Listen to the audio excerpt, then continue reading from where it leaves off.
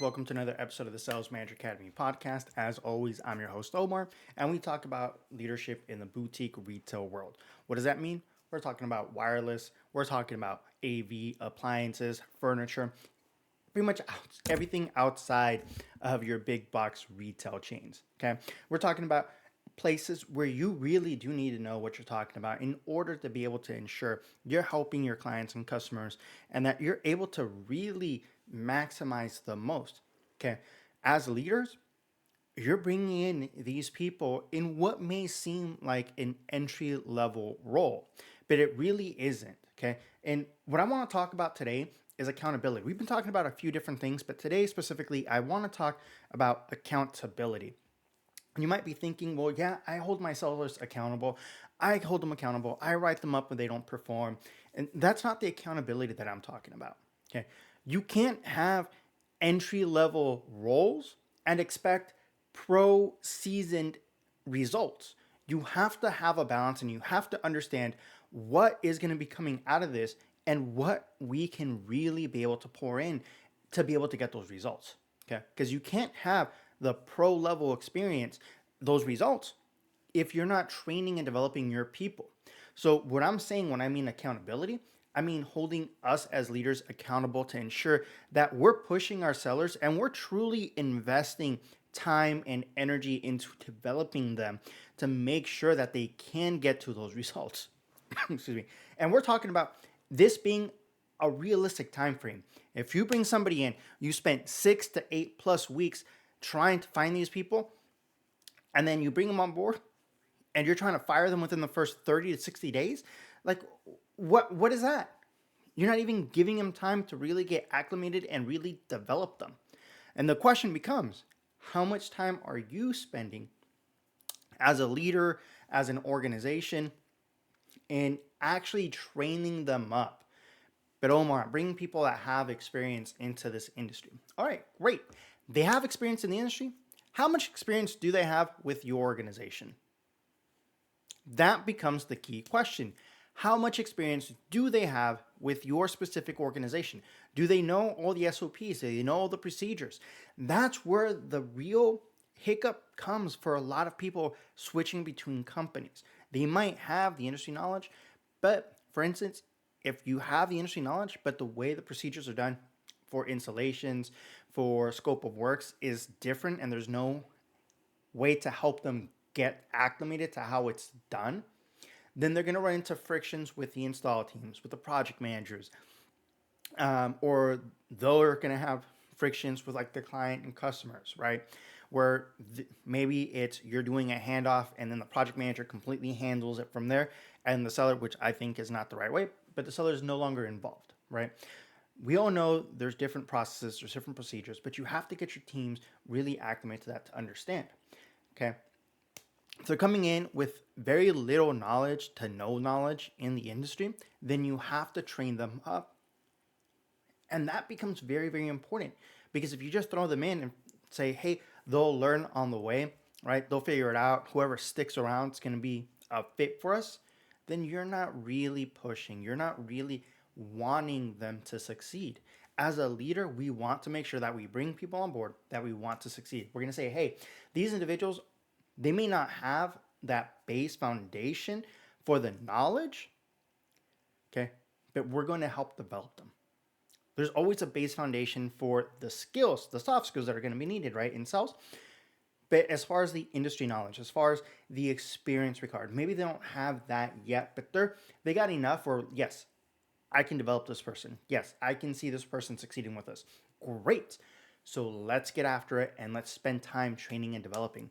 I'm not saying throw them in an 8-hour course and expect them to be able to perform after, 3 8-hour sessions.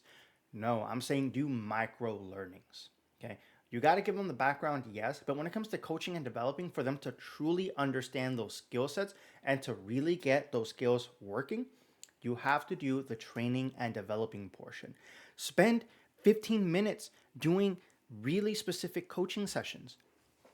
Don't jam pack a bunch of different metrics or things in this 15-minute coaching. Focus on one thing that they can do to improve. Boom, right? I'll give you an example. I've been working with, a group of people, and one of them, we sat down the other day, and I told him, this is, if you really, really want to excel, this is how you're going to have to set up with your team, right? You're going to want to do these coaching sessions to make sure that they understand where they're going to be at. So we sat down and did his, right? So we did the quarter portion, right? What are your numbers that you hit last quarter? What are the numbers that you want to hit this quarter? Okay. Wrote that down. Wrote the one item that he's going to be focusing on to really help him get, all those KPI metrics. And then 3 action items that he's going to be focusing on specifically to be able to get there. Okay. And I know a lot of you guys do this because if you use AI, it doesn't matter what AI, okay? But if you're using that to help you with your coaching sessions and you're still struggling, it's because you're being very superficial about what you're putting in. You guys, it takes time. You have to ask a bunch of questions. You have to get after what is being said, how you're saying things, and really get into that deep portion of it, right? Into the meat of what you're trying to get to. So, to give you an example, you wrote down 3 things. All right, I'm going to have the first option, right? First action item. I'm going to have my team focus on offering more. And then you gave me the second one. I'm going to have them slow down during the interaction. And then the third one was along the lines of I'm going to have them use this specialized calculator, right, when offering whatever it was. And then I stopped them and I was like, okay, let's take it back. Go to the first action item. You said you're going to help them offer, right? Cool. Most of you guys would stop at that and be like, okay, as a seller, you're going to offer more. Great. Let's go to the next one. We need to get deeper, right? Not one level deeper. We got to go a few levels deep. So I stopped him and I'm like, hey, let's call him Joe for this interaction. I'm like, hey, Joe, what specifically are you going to offer and how are you going to offer it? All right. And then they went in. Okay, I'm going to have them focus on offering this specific product or this specific KPI metric. This is how I'm going to have them offer it. Okay. What else? And you start thinking, okay, look at buying signals. What during those interactions are going to signal, okay, interest in buying signals? Boom. What else? Off this one question, right? We're already about 3-4 levels deep from that one superficial interaction or that superficial sentence that was said. We can't leave things at superficial. We have to go in and really get to the core of what we're going to be doing. And then I had them write out what is the one thing that you're going to want them to practice to say and when are they going to say it? Okay? Because he couldn't really think of much more. So it's like, okay, this is where you as a leader have to step in to help guide the interaction. So he's like, okay, I'm going to focus on having them look at this particular interaction, right? And this is what I want them to say during these interactions because that's what they mostly deal with at this location. Cool. That is what they're focusing on. That is what they're pushing on. Great. Now on to the next one, right? And same thing for the other one. And just, you got to go in deeper. You can't just leave it at that superficial first sentence of this is what I'm going to focus on. All right. This is what I'm going to do. Okay. Go in deeper. How are you going to say it? What are you going to focus on? When are you going to do this? Right? And a great way is really asking and pushing, right? What else can we do? And you as a leader, leaving it at that. You don't say anything else. You ask and you give ownership of the actions that are going to be taken to the individual that's going through the coaching. Because they need to be the ones that take this, right? Take that ownership. They've had a little bit of interaction. They've seen how things are done, right? If you're talking about a new hire. Cool. Let's break this down, right? During, if you're in the wireless world, right? During bill payments, during upgrades, okay? If you're in the AV space, customer comes in and they're saying, oh, okay, I'm looking at doing my home theater. All right, great. What are the questions? A lot of you guys go for, especially in the AV space, what's your budget? All right. Well, I don't want to tell you my budget because I don't know. All right. Start with other questions, okay? Have your seller focus in on really getting that buy-in from that client that you know a little bit more that they didn't know, right? It's not about the money right now. It's about the experience. So tell me about the room that you're working with. Oh, it's this by this. Okay. Do you know if you're pre-wired, right? What kind of pre-wiring do you have? Do you have, front speakers? Are they all on ceiling speakers? Are you pre-wired for a projector? Do you have everything going back to one run, right? Or is it going to separate runs? Like, are they in the same room, separate room? Like, what are we talking about? Okay. What size screen are you looking for? What kind of experience are you wanting from this home theater? Do you want something that's going to sound amazing, like it's literally in the theater itself? Or is this something that you want to be able to be leisurely and, but still have a better experience in like a soundbar? Like, where are we thinking? Right. And then that will segue into obviously the budget conversation. But first, let's focus on that experience and focus on, because if the customer comes in, they're like, oh, I don't know. Well, I'm not pre wired. Okay, we need to have a better understanding before I can really give you like an idea of what specifically you're going to need or your specific budget. I can give you a range, but realistically, I'd want to take a look at that space beforehand to ensure that we're going to be on the same page, because I don't want to build something out for you. You take it, even if you're doing it yourself, right? You take it and then say, oh, yeah, this isn't going to work for my space. Let's make sure that we're on the same page and that we're actually building this out for you. Even if you have, right, your specific products that already, like, okay, this is my bundle one, my bundle two, bundle three.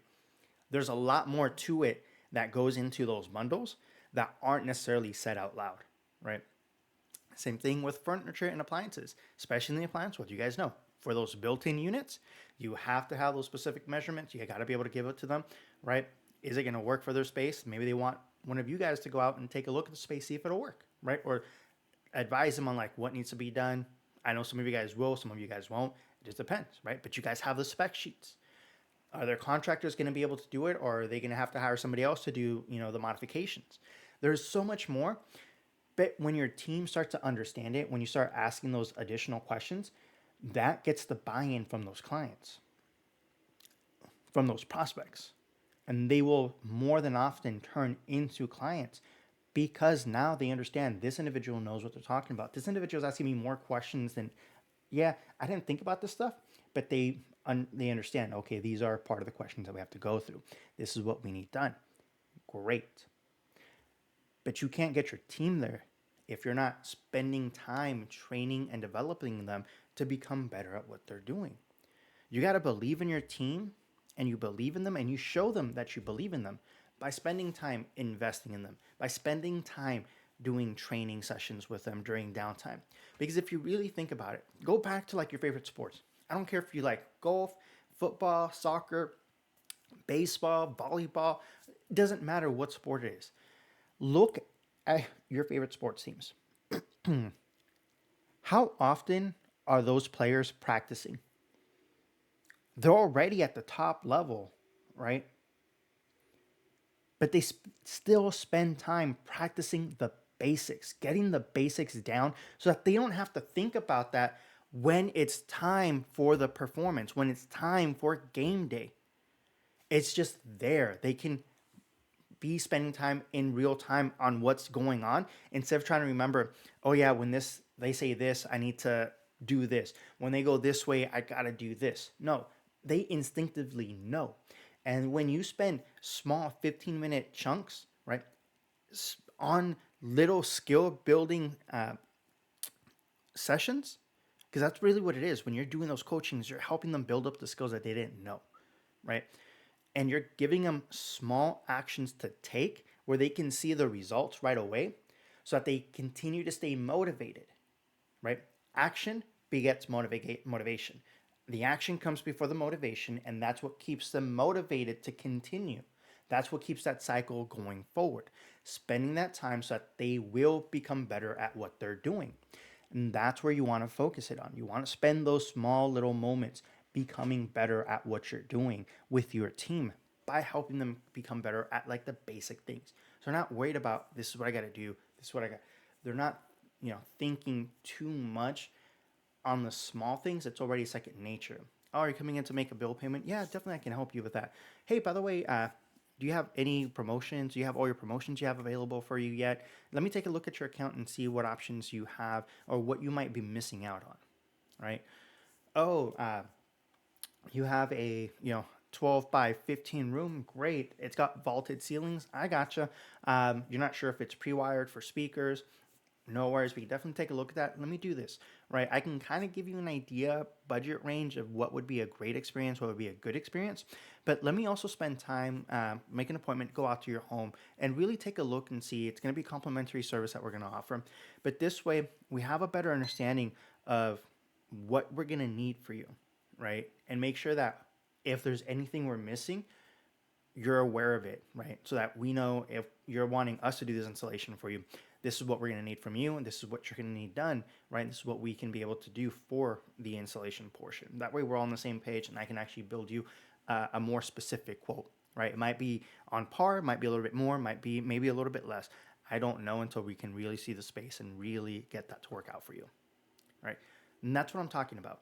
When you're able to really get that down, your team will be able to really focus on the more important things, right? And once you start to be able to do that, you're going to start to realize that your margins will get better. Because here's the thing, your top seller, can you get them to perform 10 to 20% more?